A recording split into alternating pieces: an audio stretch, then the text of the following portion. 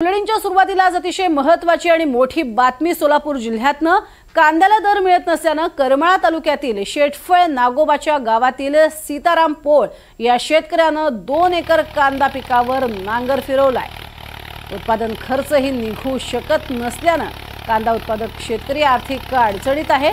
यावर्षी झालेल्या अतिवृष्टीमुळे कांदा पिकाचं प्रचंड नुकसान झालं होतं। त्यावरच आता मात करून ही काही शेतकऱ्यांनी कांद्याची भरघोस उत्पादनं घेतली, प्रयत्न केला, मात्र त्यालाही अपेक्षित दर मिळत नसल्यानं कांदा काढण्याचा खर्च निघू शकत नाहीये। हे लक्षात घेत थेट ट्रॅक्टर फिरवलाय। सध्या कांद्याला 3 ते 4 रुपये दर मिळतोय। शेटफळ इथे सीताराम भरत पोळ या शेतकऱ्यांनी आपल्या शेतातील 2 एकर कांद्यावर अशा पद्धतीने ट्रॅक्टर फिरवलाय आणि पूर्ण पीक हे शेतातच गाडून टाकलंय।